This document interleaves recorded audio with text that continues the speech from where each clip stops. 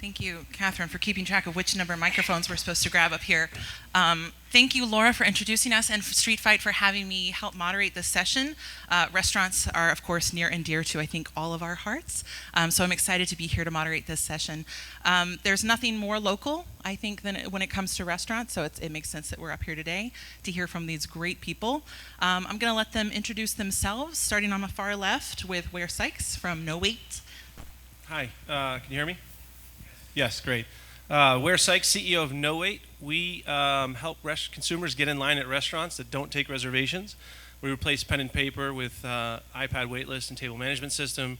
And for consumers, they can download our app, see what the wait times are of restaurants in their neighborhood, and ultimately get the most precious thing in their life back, which is their time. Thank you. It has saved many brunches, I think, out there. He was not a plant, by the way. We're in over 4,000 restaurants, and over 3 million consumers have downloaded our app, and about hundreds of thousands of consumers are getting in line at our restaurants every month. Very excited about our future plans. Thanks. Catherine? Hi there. I'm Catherine Porter. I lead strategy and partnerships at OpenTable. I've been there about 3 years. My career has been basically tech and the internet for 17 years. I've lost track now. OpenTable connects diners and restaurants and hospitality in 8 markets worldwide. We were purchased by the Priceline Group in 2014.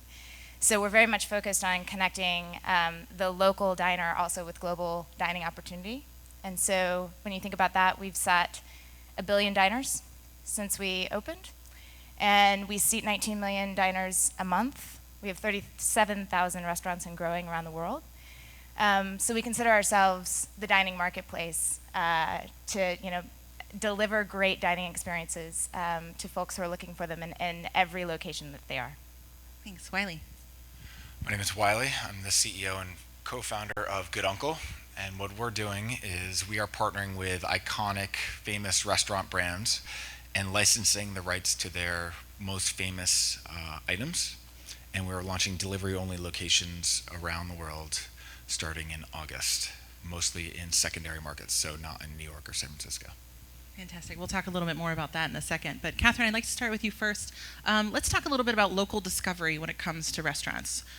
Personally, where does your discovery for new restaurants come from? Personally as Catherine Porter or personally as OpenTable? First, you, and then second, OpenTable. Yeah. Well, I'm obviously a big OpenTable user. And you see, that's not just being flip. Dining is local for sure. Because I manage partnerships, we hear that from our partners. A lot of the top of funnel search partners and so forth talk about the micro moment of search.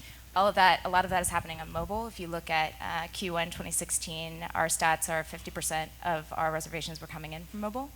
So OpenTable is this micro moment of, wow, I really want to go somewhere exciting, the date with my family, whatever. Pull out your mobile phone and look for opportunity. One of my favorite things that OpenTable is doing is creating collections. So really starting to take our marketplace of opportunity, knowing a little bit about who you are, where you like to go, and creating collections of sort of editorialized content. So it can either be great for travelers, great for locals, and any market that you're in where OpenTable is operating. And what kind of diner is it that's using mobile to find a reservation on OpenTable first? I think it's every diner. So we don't see a demographic that mobile has truly penetrated everyone. So it's because it's easy. So we definitely see the convenience factor of being able to pull out your mobile phone and book in the moment. And Ware, what about you? How is discovery happening on Nowait? So it's a great question. One of the biggest areas for us is, hey, we give people back their time, and so they find out that they don't have to wait in line at a restaurant anymore, and it's usually really busy restaurants that everybody likes to eat at. So for us, the magical moment is when a consumer saves time and they tell their friends about it, and they say, oh my God, I can, instead of waiting for an hour and a half, I can actually put my name in at a brunch place. I can go take a shower, put my laundry in, clean my apartment, do all those things, and then go and eat at my favorite brunch place in the world. And are we talking about brunch in Brooklyn where you have to wait 2 hours? That's one of the places that we're talking about, yeah. And so for us, we kind of think about that magical experience we provide to consumers. And consumers want convenience, right? I think I think it's an OpenTable statistic where 20% of reservations are made at the last minute or within the last hour or something like that. And consumers increasingly want more relevant and easy ways to interact with their favorite businesses. So we think that's a big trend, and we're experiencing the positive results of it.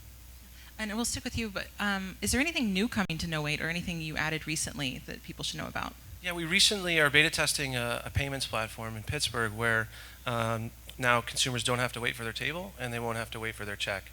In the casual dining industry, where casual dining restaurants are really focused on table turns and getting people in and out of the restaurant, providing an amazing experience.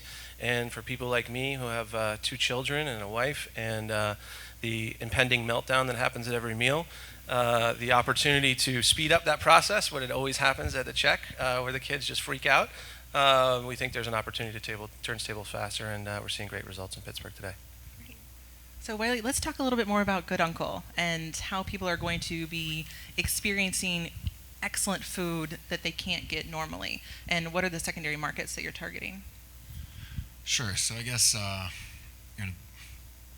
rewinding a little bit, I've been in the delivery business for restaurants for about 17 years. Dropped out of college when I was 19 to join the founding team of Seamless, and was there for 10 years in the exec team, and then launched Single Platform, which was just up here before with Yelp.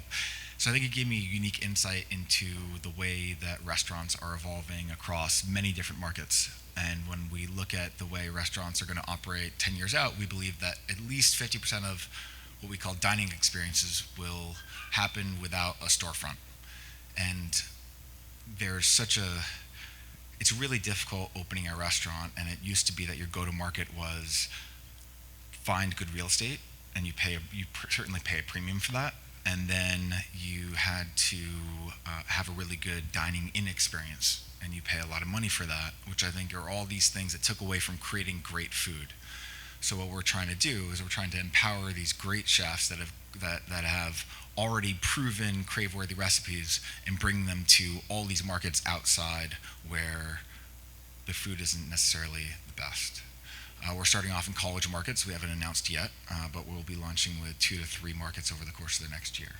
And so restaurants will work with you and they can give you recipes and sourcing locations, and we'll get into sourcing in a little bit. But what else are the restaurants going to get from the platform? Yeah, so when talking to restaurant owners, not only is it difficult opening your first location, but even more difficult opening up your second location when you're an owner-operator. And so what we do is we give them hopefully a steady stream of revenue into a market that they would never think about going into. We are really only working with the types of food that are easy to replicate. So if it's sort of artisan craft, a certain kind of pizza where you can only cook it for X many seconds, we're not going to do that. But what we do want to work with is taking an iconic pizza place and taking their recipe and bringing it to all these college markets, or a Sweet Green, who's one of our investors, or Tom Colicchio, a couple of his concepts, and bringing it to all these markets where dining options are full of fast casual and national restaurant chains. So giving optionality to people that normally have Domino's and KFC and restaurants that aren't necessarily the best restaurants, and offer them great recipes from places like New York. Domino's and KFC are excellent members of ours, but I totally understand where you're going with that. Just not excellent food. Okay, well, if I tell Alexa I want a pizza, it comes from Domino's for now. So, Catherine, how are you appealing to different size businesses within OpenTable's market? So I know you guys have large, medium, and independent restaurants on there. What does your marketing strategy look like for those 3? Yeah, I think it goes back to hospitality. So what is the same about all of those segments is that everyone wants to deliver, particularly in a local setting, to their VIPs. The work of owning a restaurant and operating every night is really making sure that everyone who comes in, who sits around your table, has a great time. So from that perspective, we've built our system to be the software that runs restaurants as an operating system to help deliver that. So we help in every segment, big, large groups down to what would constitute small and medium-sized business, but really the mom and pop restaurant. Be able to administer that great experience every time, really know their diners, know what they want when they come in, reward them for coming in multiple times, being able to greet them with some familiarity. So we do that, and that is the benefit of being on our software. worldwide. And Ware, how about you guys? Yeah, so we, whether you're a local restaurant that has a terrific volume problem, you want to generate higher sales, you want to have a better experience for your customers, and you ultimately want to have more loyal guests, all the way up to the chain restaurants like Chili's and Buffalo Wild Wings. Restaurant owners are entrepreneurs at heart, even if you're the GM of a large restaurant chain, and that you essentially your own business is a local business. So we like to provide the tools that allow restaurant owners to run their businesses at the local level, but then also understand how their business is doing at the regional, national, and provide them with a set of tools and data that they may never have access to in the past about how things are performing in one restaurant versus another, what regions are better at others, and kind of overlaying that data for the people at corporate to understand not only how is my kind of store level data doing, but how am I doing as a business as a whole, and where can I learn? What regions of my business are doing better than others? What GMs are better at certain things than others, and to be able to share that learning across the organization. And what we've found is restaurant owners are pretty competitive, and so if they see that they're performing in one area kind of not as well as somebody else, that they want to get to the top of that list. So providing them that insight is really helpful. And do you have any case studies you can share with us about restaurants, the brands that you've worked with to help them? Yeah, so I can't mention the specific names of the brands because that's part of their sauce. But what we found was when we replaced pen and paper and table management systems, which are grease pen and floor maps, which is a kind of an outdated technology, restaurant owners had no idea what was happening in their restaurants. So one restaurant said, "Oh, you know what we want to do? We want to order food ahead of time so that by the time somebody gets to the restaurant, they're ready to go." And we said, "Hey, we think we should do that. Maybe not right now. Why don't we look at how efficient you're using your restaurants?" And what they found is that they actually were only using 50%, 7% of the tables during a busy time. They're on a 45-minute wait, and 43% of their restaurant is empty. And it's because they're putting tables of 2 and a table of 4, parties of 2 and a table of 4, or parties of 4 and a table of 6, and they're just not optimized. And so what they did is they actually just chopped up their 6s, put them some 4s and 2s, and increased the throughput of the restaurant about 20%. And they're like, "Oh, that was a lot easier than changing the complete operational throughput of our restaurant." We're like, "Yeah, we think so," and we're just happy to help. So I think in the past, technology in restaurants has been slow to adopt. There are multiple reasons for this, and we actually at the NRA just released a study on why that is. I think in the past, restaurants have been burned by POS companies and vendors who have overpromised and underdelivered. So how do you combat that sort of attitude that restaurateurs may have? Catherine, for you, I mean, OpenTable's been in the biz a long time, so. Yeah, I mean, if the question is, do we see a lack of scale because we're technology? No. I mean, I think when we continue to see 37,000 going towards 40,000, the restaurants, I think because it's a local business and because it's a business of hospitality and optimization, helping people run their businesses in the way that gives delight to their customers, if there's a system that's easy to implement and they can derive results from it, that's something that helps the choice be made simply, and we benefit from that. And Wiley, what about you? You've seen changes happen in the restaurant business using technology over the past many years. What do you think their attitude is like now when it comes to adopting new technology? I mean, back in '99 with Seamless, no restaurant wanted to work with us because they didn't trust technology companies, and now there's just this enormous influx of all these restaurants, all these companies that are calling restaurants, which makes it very difficult for them to determine which one it is that they should work with. I think that it's not just the technologies that are calling on them, it's supply companies, it's food companies, it's everyone that they're constantly inundated with. So I don't think it's that they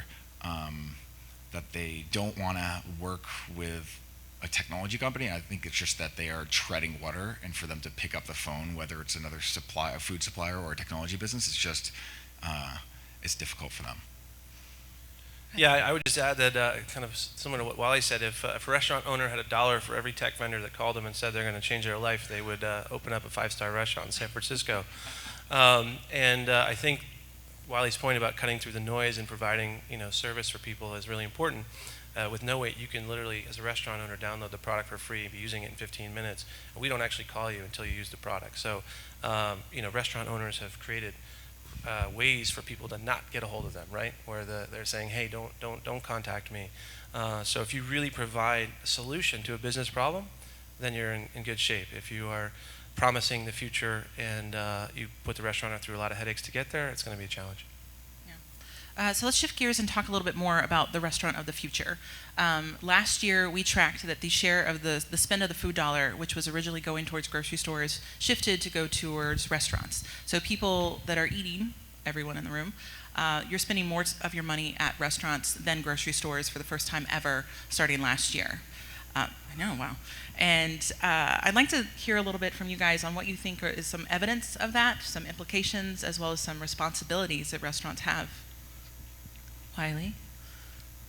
Oh, I'm sorry. I thought that was going to be for them too. It's fine. Those two. Ware, you want to take it first? Sure. Well, I could say this, but we don't cook at home anymore. Like we either, with 2 kids, my wife works, I work, it's kind of like convenience is really important. But to your point, people aren't going to stop eating out. In fact, they're eating out more and more. Eating out is kind of like the most embedded thing in our culture, right? You go there to propose to a partner, to celebrate a promotion, to celebrate your child's Little League successes or failures or what have you, to just simply catching up with an old friend. So the trend of dining out is only going to continue, and I think what will make it more continue to grow is making it more convenient and more tailored, kind of as Catherine was talking about, where the restaurant will know more about you, your preferences. They'll be able to understand the types of things that you want to eat. They'll be able to look at your past history and say, hey, Anna, it's great to see you again. I've got your margarita waiting for you at the bar, and you know those tacos you like, they might be at the table if you want to order them ahead of time. And the experience will only get more tailored and more hospitable, and the restaurants that think about kind of tailoring that experience into and using technology to do that will only benefit from it. But I think the guys that should be concerned are the local grocery stores, because you know Wiley's going to take that over and send bagels to the best colleges in the country, and I wish we had those when I was in college. Catherine, anything to add? Just sort of similarly, one of the most exciting things that I'm seeing from restaurateurs is sort of the power now of, with online, with a lot of our platforms that help them deliver their businesses really easily, they can spend a lot of their time on marketing. And so this idea that you're buying into a restaurateur's brand of hospitality, and that's enabling the restaurateur to go up fine dining and down to fast casual and deliver that. You know, I think about Danny Meyer as a big role model for me, and his ability to deliver the same kind of quality in airports through Shake Shack, and open that up around the world, is on the back of his particular brand of hospitality. And so I'm hearing from restaurateurs, particularly on our platform, their aspirations to be able to go up and down the chain, and that's really exciting to see. Definitely. I think the rise of different variety of restaurants is really exciting, like you're talking about. But where do you think that predictive analytics is going to prohibit serendipity and discovery within restaurants of new taste profiles, anything like that? I don't think so. I mean, I think the way we think about it is you could, open up an app, have a chat bot, and say, what are you in the mood for? And say, hey, I want a great plate of pasta. And you could say, hey, Nowait can get you into these 3 restaurants in the next 15 minutes. Or you could say, surprise me, and kind of figure out what's new. I think it actually can only enhance discovery and connecting the consumer with what their preferences are. I mean, if you think about what Netflix has done for TV, I tell this story about how I watch the Fast and Furious movies. I hate to admit that, and my wife watches not the Fast and Furious movies. So when she opens up Netflix, she sees what she wants to see, and I see what I want to see. So there's no reason why the food experience can't be similar, and say, hey, look, Ware loves macaroni and cheese. There's a new macaroni and cheese joint that just opened up in his new neighborhood. Wouldn't he like to eat there? So I think there's only a limitless amount of opportunity to increase the discovery aspect for local restaurants. Great. So Wiley, let's talk about virtual restaurants. You mentioned it earlier with Good Uncle, but it's something that we're definitely tracking. And the idea of a virtual restaurant is one that does not have a storefront, so people can't come in and sit down.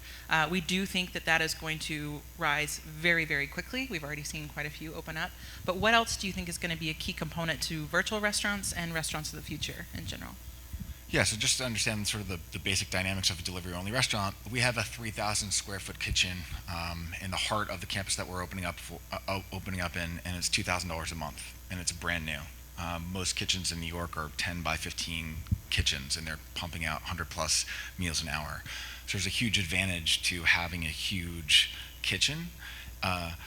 When you think about delivery only, it's been around for a long time. You have catering companies, right? You don't go in to eat at a catering company, but they're creating food in mass.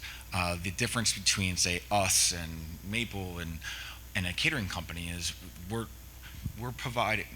It seems like we're providing choice. You know, when you order catering into your office, you get a platter of sandwiches, and you're not getting exactly what you want. We're doing the same thing. We're going to have 10 to 12 brands. You're going to be able to pick out exactly what you want, but we're making it in mass behind the scenes. And so I think the delivery-only concepts allow you to make a large amount of food in quantities and still offer optionality to people without having the cost of front of house. What this will do I think there will be multiple billion-dollar companies that are using our model, which is partner with known brands, right, that you know the names of, and bring them to other markets. There will be multiple billion-dollar companies like a Maple, right, where they're creating their own recipes and going to market. I think there'll be multiple billion-dollar franchises that also will do the same, where they're going to say, we're going to take a pizza from Domino's and chicken from KFC and open up a delivery-only location, right? And because people want that food sometimes, so I get that, and so I think that there'll be multiple models where you'll see where it also empowers chefs to then create their own food and test different things. Tom Clicchio said to us, he'd love to give us hundreds of sandwiches on a monthly basis, and for us to test them in the market that we're opening up in. And he said, if it works out well, then now I'll open up a store in X college market. So I think technology is going to enable chefs it'll empower chefs to be able to do what they do best, which is create great recipes. And I think you're going to see an enormous influx at all levels, whether it's us or it's the Maple model or the national franchise model. Yeah, I think the testing part is really important. I think last year, a gentleman from Grubhub was here and talked about how they had been testing virtual restaurants that didn't exist really ever at all, and they had come up with a logo and artwork and everything to appeal to people to order from them, and it was all built on flavor profiles that they knew people enjoyed, which is pretty exciting. So what about sourcing? I know Good Uncle is paying attention to that when it comes to talking to your restaurants and getting their recipes. So how is the sourcing working for you? Yeah, so we have a test kitchen in Brooklyn, so all of our brands are signing off on all the recipes, and they're coming to our test kitchen and tasting it. For the most part, we're dealing with similar suppliers, but in other ways, we're actually operating just like they would when they open up a second location. So if it's a bagel place, they par-bake their bagels right now, and then they distribute them to their additional locations, and then they complete the baking process on site. We will be doing the same thing. We're going to be using the same meat suppliers, or in some cases, the pizza place that we're going to be working with, they will be making the sauce, and then we're going to be bringing it up to our market twice a week, which adds to the sort of myth and to the story of that brand, which I think is fantastic. How scalable that is another thing, but there's no sort of Google of pizza places, so I think there's a bunch of different pizza places that we can work with. Right. So do you think? Do you want to talk a little bit about the franchise model idea that you have for Good Uncle? Yeah. So I've been around long enough to know that I have no idea what will end up being in 3 years from now. Right now, our plan is to launch with a bunch of proven brands and recipes, but what you could see this becoming is a franchise where we have gone out and partnered with 150 different restaurant brands, and we have 5 different pizza places, the New York pizza place, we have the Chicago pizza style, and another one, and we have 5 different salads, one from Sweet Green, one from Chopped, one from whoever it is, and name the 10 different categories, 10 different players from each market, and adding in different flavor types from the South, Northeast, or wherever it may be. And you want to open up a restaurant, you have a choice. You could either open up a franchise Domino's, or not to pick on them, but Taco Bell or wherever it may be, or you can come to Good Uncle and say, I'm going to take these 10 items. I'm going to take this pizza place, this salad place, this wrap concept, this whatever it may be, and open up a franchise location, and here's marketing out of a box, and here's how you launch your app, and here's how you go to market. I think that is 100% the way it will work. Whether it's us that does it, or someone else that does it, or multiple companies that does it, is another question. But I think you will start to see that within the next year. Yeah. And August is when you guys are launching the first one? First market launch is in August. Fantastic. Yep, Yeah. We're announcing it in about a month. I don't think you have to figure that stuff out, and I think there's plenty of room for competition. We're a nation of eaters, and it will continue to grow that way. So down the line, really quick, I'd like to know from each of you, what do you think is a tech trend that's going to stick around for a little while, and maybe one that should go away when it comes to restaurants? Where? One that should go away is providing solutions to problems that don't exist. So, Yes, thank you. so it's not very insightful, but I think pretty accurate. In terms of trends that I think are here to stay, I think anything that will enhance the experience for consumers and restaurants to connect them closer. So the notion of conversational commerce and connecting restaurants with guests in a whole new way, right? So if you've eaten at, let's say you enter the restaurant through Nowait, you've had an experience there, you rate the restaurant, perhaps the GM can kind of reach out to you through a messaging application saying, hey, thanks very much, Ware, for coming to the restaurant. Or, hey, we noticed through a bot that you've eaten at 3 different restaurants, and here's a new opening that has this new ingredient that's really cool, like shishito peppers were the cool thing a year ago. I don't know if they're still cool or not, but hey, we've got a new shishito pepper that you should check out. They're still delicious. They are. I still love them, even if they're not trendy anymore. And the notion of then kind of this data layer that provides either through payments or other ways of providing a more customized experience that allows the restaurateur to know kind of what's working and the consumer to connect those two things, and providing that set of data that says to the restaurant owner, hey, welcome back, Anna. Here's what you want. We can recognize you by your face through the app, understand what your preferences are, and say, you know what, we've got a great new rosé. I guess Whispering Angel's dead, and now there's some new rosé out there that everybody likes. So the idea of tailoring that experience, I think, will only increase. Great. I noticed you just really quickly went over facial recognition, and we won't talk about that today, but that's fine. Catherine, go ahead. When I think about problems that don't need to be solved, or maybe I think about it a little bit differently, and problems that are being solved in a very micro way. So you're starting to see in restaurants a lot of trouble for the front of house and in the back of the restaurant with multiple sidecar apps that are delivering one fragmented service after another. And so, I think we'll probably see in short order consolidation through partnerships and through, operating systems for the restaurant really gather all of the services together and make them useful. So that's one thing I see evolving. And then I think, just the delivery of this business on mobile. So, because we're a marketplace, the ability for our diners to have everything from wait lists to reservations to pay in her pocket, and help her, find great restaurants, and then also have a great experience no matter what type of restaurant that is. And then for the restaurateur to also have her business in her pocket at any moment to see, as we've talked about, kind of the status of her operations as she's going through her evening. This mobile technology, the mobile service of connecting hospitality between diners and restaurants, I think is super exciting. And Wiley, real quick, and then we'll take a couple questions. So what I think needs to go away is the leveraging of the local business owners, especially by companies that are closer to the transaction. I think OpenTable's done a great job being fair to restaurant owners. I think other companies like Seamless, unfortunately, where I came from, I think at the time that I left we were being fair, but now it is out of control where they're charging 20% to be up at the top of the list. I think it's a disservice to the restaurant owners. I think it's a disservice to the people that are using the app. I think companies, whether it's Seamless or it's Yelp or, I think there's a long list, and that list is growing, unfortunately. I think the leveraging of local business owners has to stop.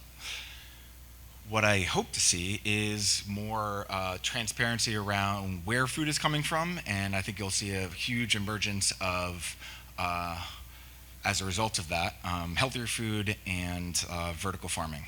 The majority of our leafy greens and vegetables coming from one portion of the country that is running out of water, and I think that the importance of having your food grown locally, whether it's by a farm or vertical farms, will become a huge driver of how people are ordering soon. Yeah, I agree. Can't wait to see it. So let's take a couple questions. Go ahead and raise your hands. No questions on the restaurants. Did we solve all your restaurant problems? Okay. Right seat behind you. Oh, no. I just wanted to ask you guys about if you had any thoughts on the evolution of tipping. And I know some of this is about disrupting front of house in general, but I'm really thinking about splits between front of house and back of house, and maybe making it more seamless within apps, or if this is anachronistic of me to even think this way. No, not at all. We've obviously studied the tipping issue for some time. It's very top of mind for a lot of restaurant businesses, and we think that if you can make it work, that's great for your business. I think Danny actually has spoken publicly and written lots of really good articles about it, that he had to go through a lot of hoops to get tipping figured out, including the back of house, bar staff, front of house, that sort of thing.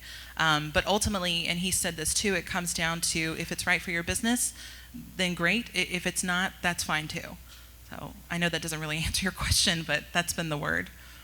That's what I would have said too from our restaurateurs, their perspective. So. I just add, I think on the in the casual dining market, there's a price sensitivity that consumers have. I think Danny Meyer can charge a much higher price point to his market than he could, and necessarily pass the cost through to the consumer without that being an issue. I think it's more challenging for restaurant owners that are serving kind of 90% of America, and they've got to figure it out. It's certainly something that they need to test and learn, but the consumer may not appreciate why they're experiencing that, and there's a marketing challenge associated with that, as well as an operational challenge. So I think it won't be tomorrow when that's ubiquitous. I think it's going to take some time for people to figure this out. Definitely, thanks. And we'll take this one last real quick question. Hi, thanks. Can you comment how you're seeing the evolution of discounts, offers, even loyalty in the restaurant space? I can take that from OpenTable's perspective. We do have, we experiment with this. We have some limited offers out. We have some, we use points. OpenTable's points program is pretty legendary among our diners. I think more than these programs, because this business is hospitality, is just being able to deliver an experience, help the restaurateur deliver an experience through the software that you use that helps make everybody feel like a VIP. And over time, by providing that kind of hospitality, you bring loyalists back. But we certainly see brand affinity for the point system that we have. People love it. Yeah, I would just add, I think that anything that a restaurant can do to fill their restaurant, whether it's a Tuesday afternoon or a Friday night, they want to think about. They have to think about what is the message that they're sending from a discounting perspective. And so if they can, I see there's a world in the future where you should be able to offer different prices on Friday night versus Tuesday afternoon, and do it in such a way that it's not disruptive to the brand that you're trying to create, but also recognizing the kind of the market and the times that exist. So I think there's lots of different leverage in the model for restaurants and how they think about pricing, and whether they do it through discounting or through more discrete pricing, depending on the demand that they're experiencing. Great, thank you. We'll be downstairs to take any more questions you guys have. Thank you, panelists. Thank you, Street Fight. Thank you, guys. Thank you.